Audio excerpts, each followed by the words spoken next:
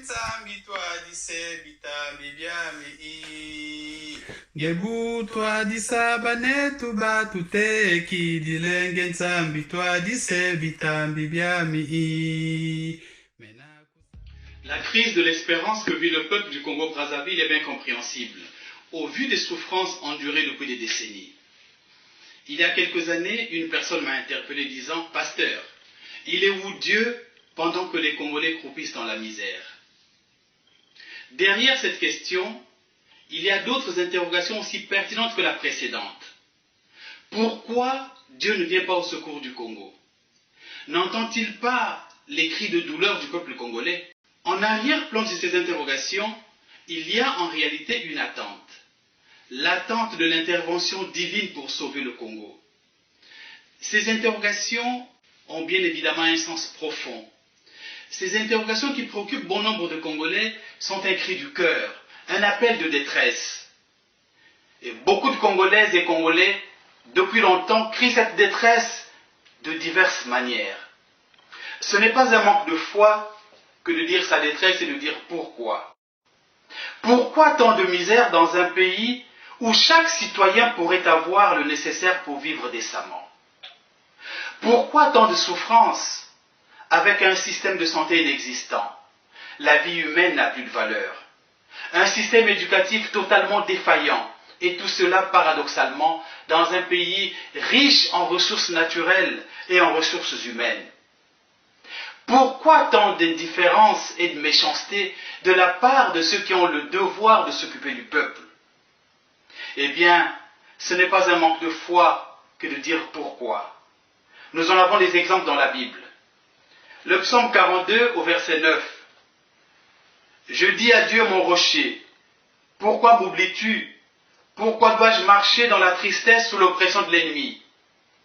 Et le psaume 22 au verset 1. Mon Dieu, pourquoi m'as-tu abandonné et t'éloignes-tu sans me secourir, sans écouter mes plaintes? Jésus, le Christ lui-même, au moment le plus fort de sa mission sur la croix, se sent abandonné par son Dieu.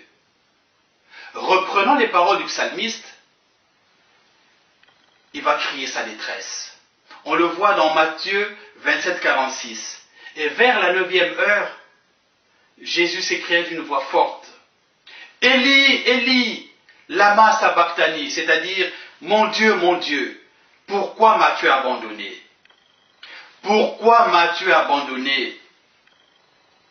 Ce moment pendant lequel le Christ se sent seul est certes passager, mais Jésus à cet instant précis l'avait vécu comme une réalité douloureuse.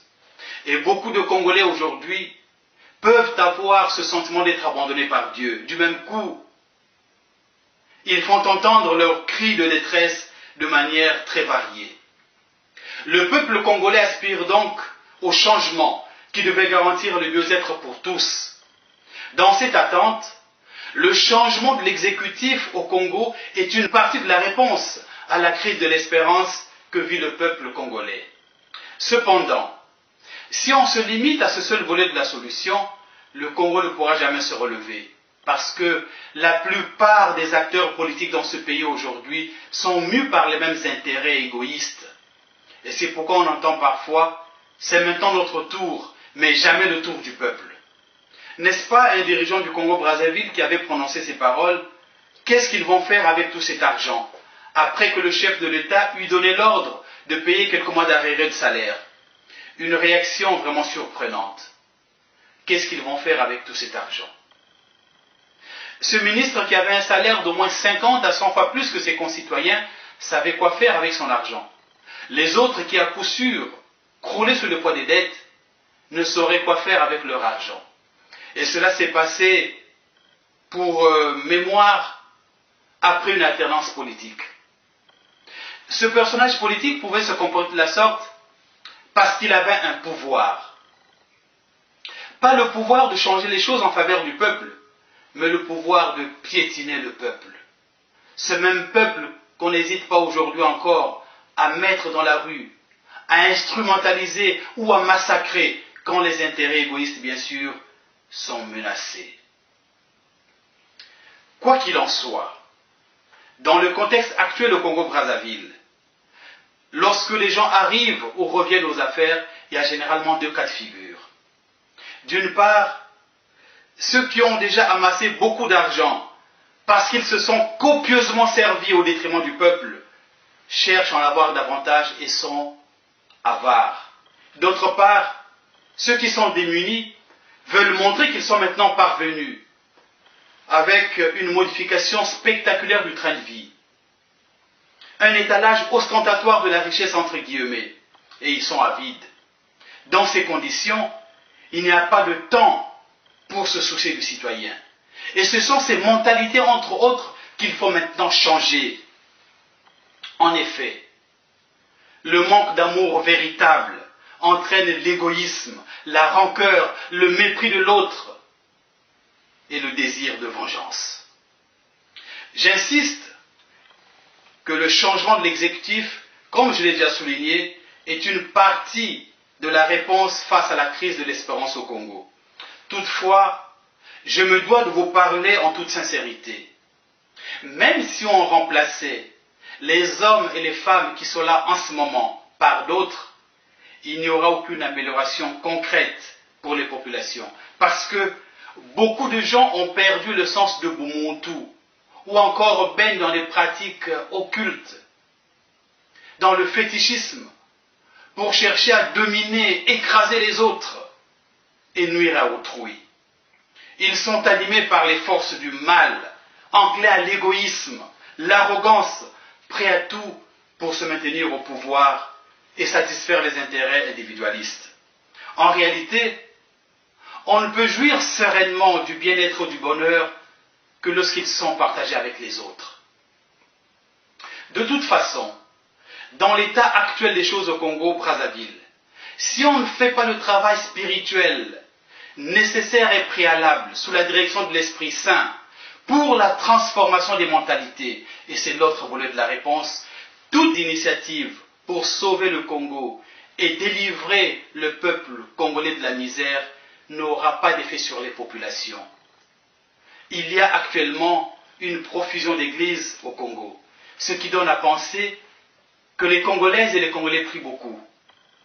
Et bien souvent, les politiques dans leurs allocutions n'hésitent pas d'évoquer Dieu. Cependant, on est en droit de se poser des questions.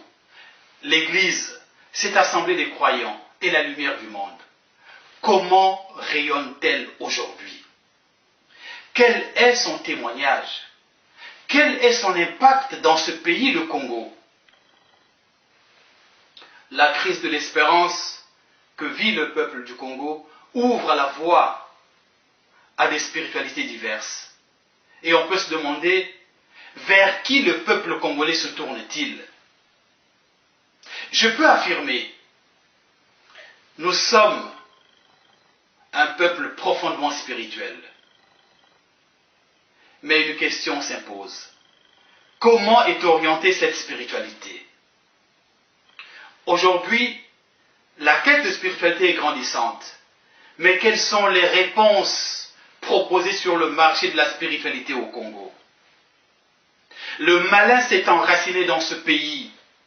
Le Congolais s'est détourné du Dieu vivant Nzambi Pungutulendu. Il va s'abreuver aux sources tarissables. Quelle triste réalité.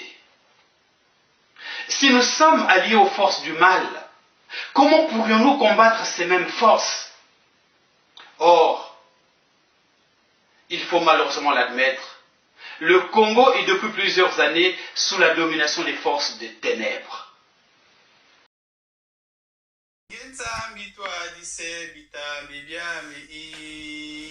Gebu twadisa banetu batute kidilenge nsambi twadise bitambi byami mena kusadila mutangu ya katyosono bitambi byami gebu twadisa banetu batute kidilenge nsambi twadise bitambi byami mena kusadila mutangu ya katyosono manga mami Gebutwa disabane tuba tutekidila Yemanga mami Mena kusadila mutangu ya katiosono Yemanga mami Gebutwa disabane tuba tutekidila Ngenzambi sungike mahanga mami